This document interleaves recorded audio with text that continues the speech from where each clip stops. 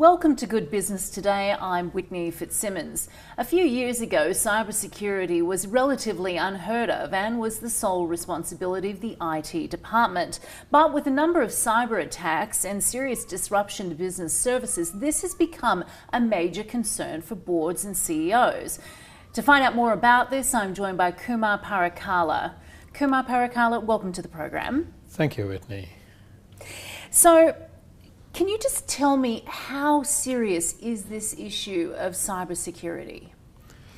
Whitney, with the number of companies in the last 10 years or so increasingly using internet and computer infrastructure, the risk has exponentially increased and it has become quite serious in the last few years, in the last 2 to 3 years. And that is because businesses are heavily reliant on digital technologies and they are relying on internet for their growth and to serve their customers. This is actually a very serious issue that the companies are facing right now. And the risk is coming from individuals or organizations who have a malicious intent of harming other individuals or other organizations by attacking their computer infrastructure, by putting viruses into their PCs, or targeting confidential information, as we have seen. So cyber attacks have increased by 20% in the last 12 months.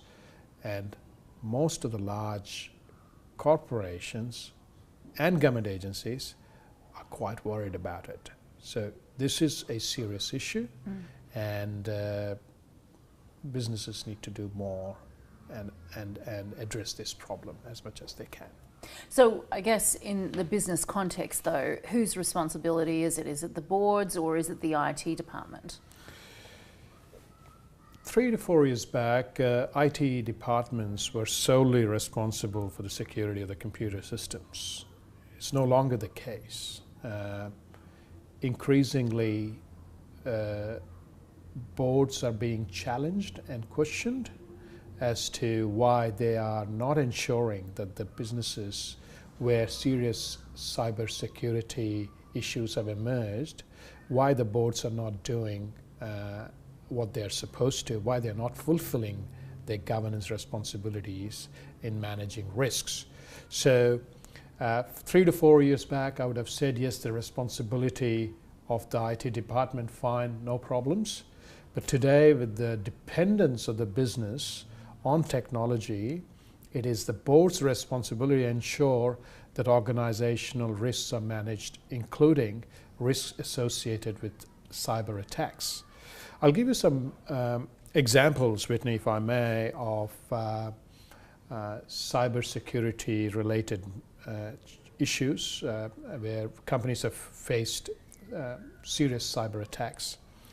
Just last week, 4 million employees of a US government agency were impacted because an international cyber attack was launched on US government assets. IRS last year in the United States again, which is similar to our tax office, also ATO. It was attacked last year and 2.4 million people were impacted because of that attack.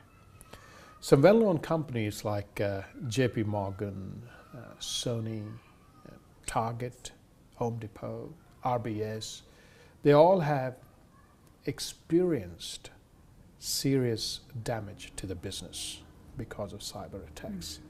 Here in Australia, we have almost all banks being targeted by the so-called cyber terrorists, as they call them, are people who are involved in hackers.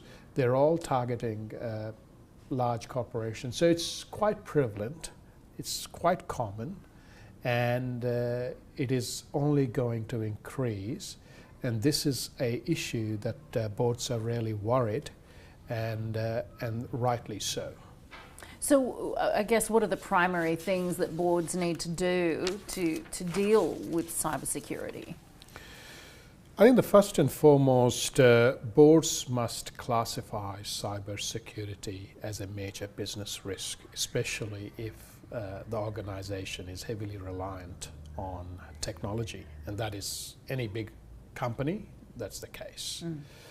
The second thing that the boards must do is to understand the impact in a situation where there is a cyber attack.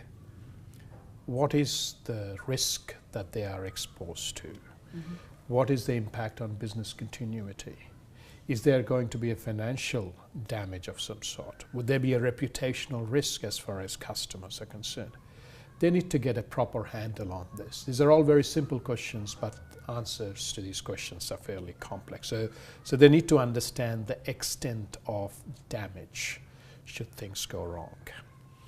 The third things boards must ensure is that they should have adequate expertise that they can tap into than just relying on internal resources.